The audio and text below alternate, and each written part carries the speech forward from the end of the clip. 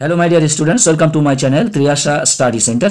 Friends, তোমরা যারা একাদশ শ্রেণীতে পড়ছো এবং তোমাদের যাদের দর্শন অর্থাৎ ফিলোসফি বিষয়টি আছে, আজকের আমি ফিলোসফির কয়েকটা অ্যান্সার তোমাদের জন্য নিয়ে এসেছি। তোমাদের তো সমস্ত সাবজেক্টেরই প্রায় কেন সমস্ত সাবজেক্টেরই আমি লাস্ট মিনিট সাজেশন তোমাদের দিয়ে দিয়েছি।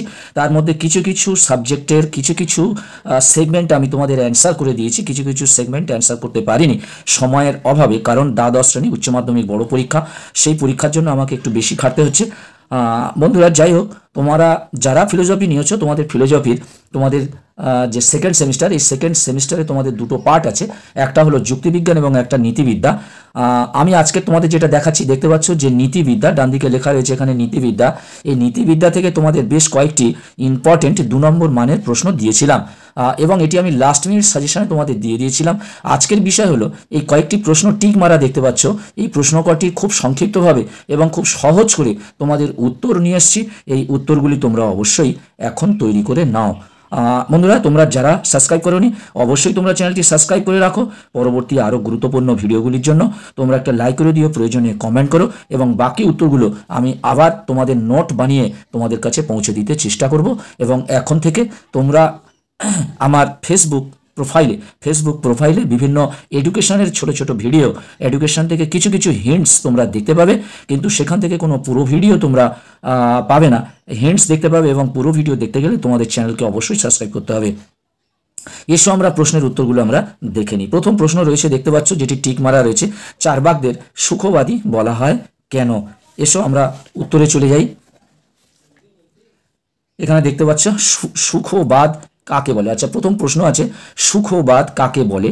উত্তর হলো, সুখবাদ হলো এমন একটি মতবাদ যেখানে সুখকে জীবনের পরমার্থ বলে মনে করা হয়।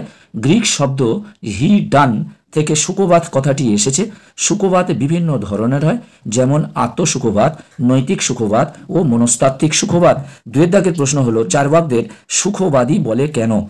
চার্বাক কথার অর্থ হলো লোকায়ত দর্শন। এটি ভারতীয় দর্শনের একটি বস্তুবাদী শাখা। এটি আধ্যাত্মবাদ বিরোধী ও নিরীশ্বরবাদী।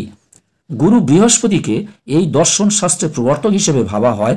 এই দর্শন কোনো প্রত্যাদেশে বিশ্বাসী নয়, প্রমাণই হলো এই দর্শনের যথার্থ জ্ঞানের উৎস। তাই চার্বাকদের সুখবাদী বলা হয়, কারণ এই উৎস তাঁরা মেনে চলেন। 3 দাগের প্রশ্নটা দেখো, খুব ইম্পর্টেন্ট প্রশ্ন, এই প্রশ্নটা তোমাদের পড়বেই। চার্বাক দর্শনকে লোকায়তিক দর্শন বলা হয় কেন? লোকায়তিক দর্শন সাধারণ মানুষের চিন্তাধারা ও দৃষ্টিভঙ্গিকে প্রতিফলিত করে। এটি একটি প্রাচীন দার্শনিক ব্যবস্থা। চার্বাক দর্শন হলো বস্তুবাদ সংশয়বাদ। চার্বাক দর্শন হলো জাগতিক সুখভোগ, অর্থাৎ মানুষের প্রধান কাম্য হলো জীবনের চরম সুভোগ করা। চার্বাক দর্শনের লক্ষ্য ছিল ধর্মীয় কর্তৃত্ব এবং ধর্মগ্রন্থ প্রত্যাখ্যান করা। তাই চার্বাক দর্শনকে লোকায়তিক দর্শন বলে। সুখবাদকে কয় ভাগে ভাগ করা যায় ও কি কি? সুখবাদকে সাধারণত 2 ভাগে ভাগ করা যায়। 1 মনস্তাত্ত্বিক সুখবাদ এবং 2 নৈতিক সুখবাদ। নৈতিক সুখবাদকে আবার 2 ভাগে ভাগ করা হয়, আত্মসুখবাদ ও পরসুখবাদ। পরের প্রশ্ন দেখো, 5 দাগের, চার্বাক নীতিতত্ত্বের মূল সূত্র কি বা মূল কথা কি? শরীরের আনন্দ ও ইন্দ্রিয় সুখের ওপর গুরুত্ব প্রদান করাই হলো চার্বাক নীতিতত্ত্বের মূল কথা। চার্বাক দর্শনের মূল কথাগুলির মধ্যে রয়েছে, এটি নাস্তিক বা আস্তিক চিন্তাধারার বিপরীত। ধর্মীয় বিশ্বাস বা পরকালীন জীবনকে স্বীকার করে না। এটি জড়বাদী দর্শন।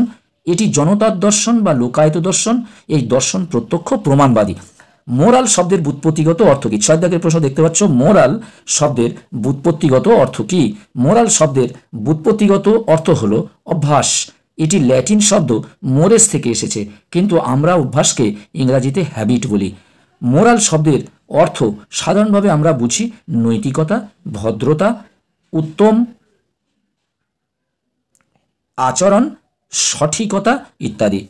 7 দাগের প্রশ্ন, নীতিবিদ্যার মূল বৈশিষ্ট্যগুলি লেখো। নীতিবিদ্যার মূল বৈশিষ্ট্যগুলির মধ্যে 3টি উল্লেখ করা হলো। যেহেতু তোমাদের এটি 2 নম্বর, তাহলে মূল বৈশিষ্ট্যগুলি 5-6টি আছে, তা থেকে যে কোনো 2 থেকে 3টে তোমাদের লিখতে হবে। নীতিবিদ্যা নৈতিকতা সম্পর্কিত জ্ঞান বা বিদ্যাকে বোঝায়। নীতিবিদ্যা সমাজের সঙ্গে ব্যক্তির সম্বন্ধ নিয়ে আলোচনা করে। এবং 3য় বৈশিষ্ট্য হলো নীতিবিদ্যা মানুষের কি করা উচিত বা কোন আচরণ নৈতিকভাবে সঠিক সে সম্পর্কে খতিয়ে দেখে ও আদর্শকে তুলে ধরে। 8 দাগের প্রশ্ন, এথিক্স শব্দটির ব্যুৎপত্তিগত অর্থ কি? এথিক্স শব্দটির ব্যুৎপত্তিগত অর্থ হল চরিত্র বা নৈতিক প্রকৃতি। এটি গ্রিক শব্দ এথিকস থেকে এসেছে।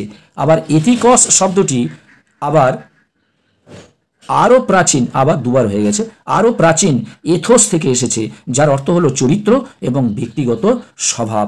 কামনা কাকে বলে? কোনো কিছু চাওয়া বা পাওয়ার ইচ্ছা বা লাভ করাকে কামনা বলে। কামনা শব্দের আরও একটি অর্থ হলো বাসনা বা অভিলাষ। কাম বলতে বোঝায় লালসা বা লিপ্সা, হলো আমাদের শরীরে অনুভূত প্রবল চাহিদা। কামনা বাসনার একটি আবেগ বা অনুভূতি। এটি বিভিন্ন ধরনের হতে পারে, যেমন জ্ঞানের জন্য কাম, লক্ষ্য অর্জনের জন্য কাম, শক্তির জন্য কাম, যৌন সঙ্গমের জন্য কাম ইত্যাদি।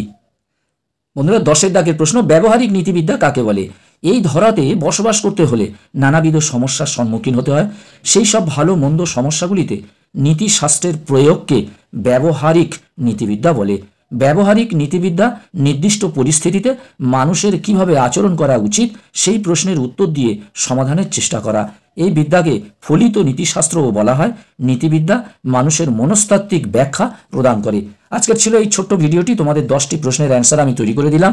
বাকি যে প্রশ্নগুলির উত্তর আছে আমি আগামীকালের মধ্যে তোমাদের দিয়ে দিতে চেষ্টা করব। বন্ধুরা, তোমরা যারা সাবস্ক্রাইব করোনি অবশ্যই সাবস্ক্রাইব করে নাও এবং বন্ধুদেরকে লিঙ্ক বেশি বেশি করে শেয়ার করো। আজকের মতো ভিডিওটি রাখলাম। তোমরা সবাই ভালো থাকবে, সুস্থ থাকবে। তোমাদের জন্য রইল অসংখ্য ধন্যবাদ। এবং আজকের রাত 8টা সাড়ে 8টার দিকে তোমরা ক্লাস 12-এ যারা পড়ছো তোমাদের আর একটি ভিডিও যাবে।